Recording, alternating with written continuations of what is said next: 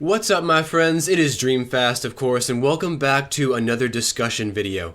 So, one other topic related to the Age of Resistance that I really wanted to touch on is why the show was actually cancelled. Because, I constantly see people commenting saying stuff like, oh, it was probably cancelled due to the coronavirus, or because the Jim Henson Company gave up on it or had other projects or something. And you guys might be surprised to learn that no, that's actually not the case. There are more specific reasons. So, in this video, we're going to go over the details of why the show was actually canceled and what the specific reasons were. So, a little while ago, I was having a conversation with my buddy Sean, who runs the Angle of Eternity Dark Crystal Facebook page, and he was also the one who started and continues all of the Thraw-a-thons that we know and love so much, so you have him to thank for that. But something else is that Sean made a contact with one of the producers from the Crystal Calls documentary a while back, and what I'm going to do is go through our messages on Instagram, basically just reading you guys verbatim of everything that was said. Okay, so here's our conversation right here. So Sean says to me, so some of us have been talking on social media with the cast, crew, and others involved with the production. Back in January, one of the producers of the Crystal Calls documentary reached out to me and thanked me for promoting the series and the documentary. They had hinted that a season 2 wasn't likely based on the viewership, and that there would need to be a groundswell of support from the fans to get Age of Resistance renewed. They said to keep bringing in new fans and expand the fandom. Later, Javi, one of the producers, and puppeteer Victor, who is, as we know is Hup, of course, said the same things. So, with that in mind, that is when I decided to put together the first Thraw-a-thon, and that turned out to be a decent success, as it got Age of Resistance trending on Netflix. Now, a month after that, director Louis was confirmed to be directing Bright 2, and it was passed on from a reliable source that he would not return to direct Age of Resistance Season 2. In June, it was incorrectly announced that it was cancelled during a Q&A hosted by Museum of the Moving Image.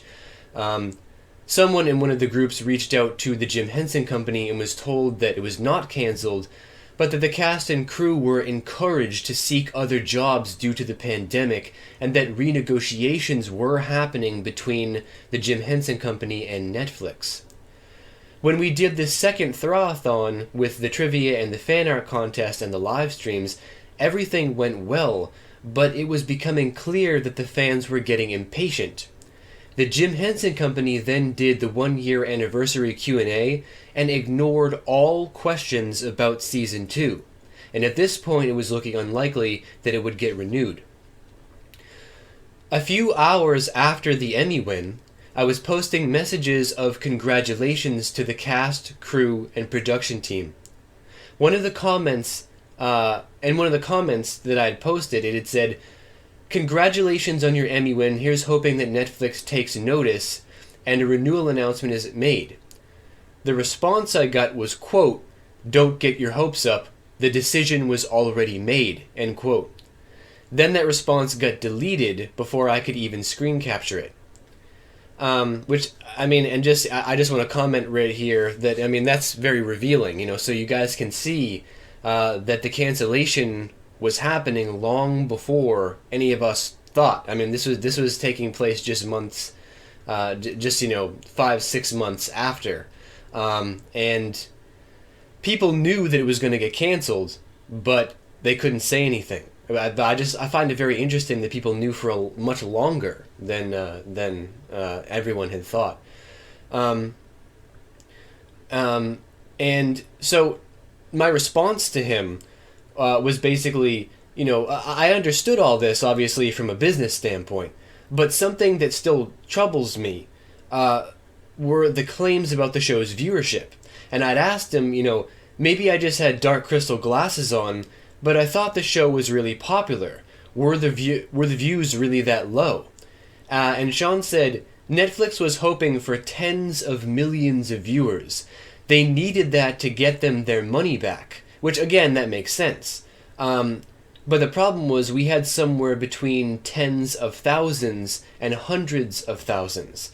And that we're nowhere near tens of millions or hundreds of millions yet. And that was the problem. And then I responded to him saying, do they usually get that kind of activity on all of their originals in only a year? My impression is that you have to give it more time. I get that from a business standpoint it makes perfect sense, but everything grows at a different rate.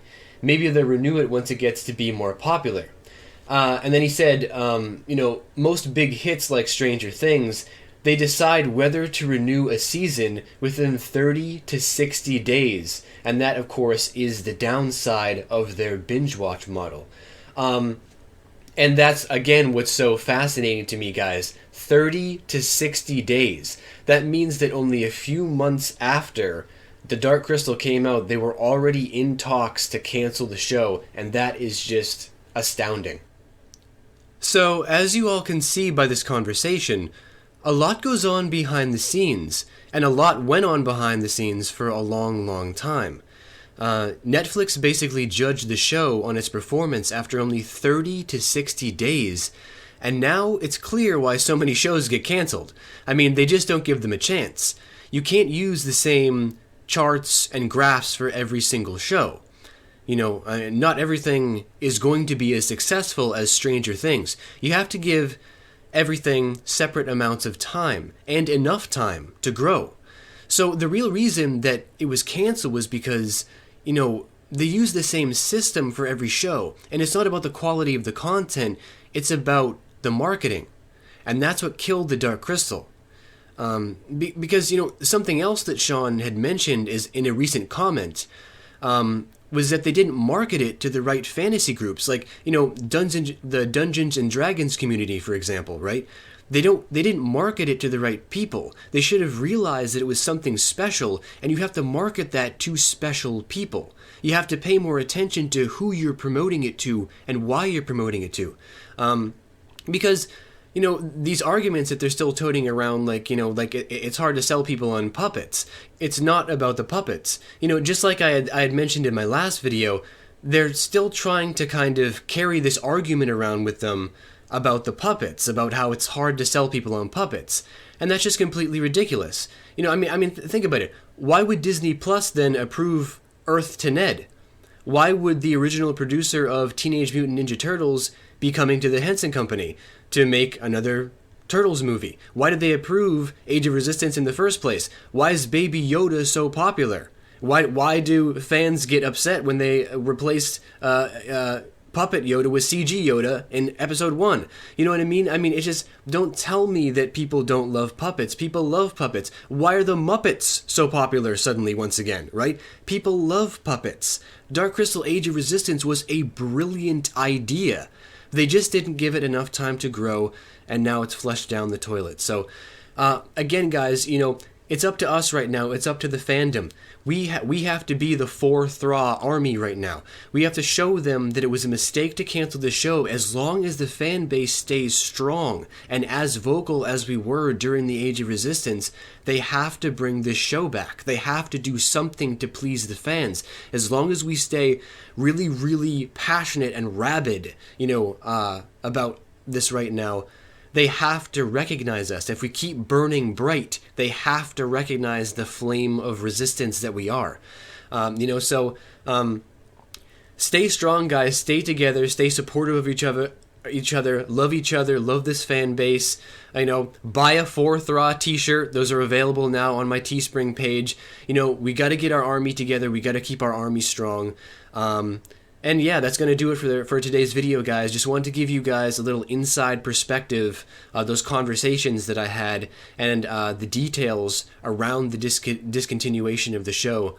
And, because it's always important to discuss the dynamics. That way the entire fan base is on the same page. So hopefully you guys are all on the same page now. We all know the details. And information is power. That's what the reasoning behind this video is that so everybody can be knowledgeable about the situation, and that makes us a more powerful army. So, as always, guys, 4-Thraw, 4Jim. I'll see you guys back here for the next video very soon.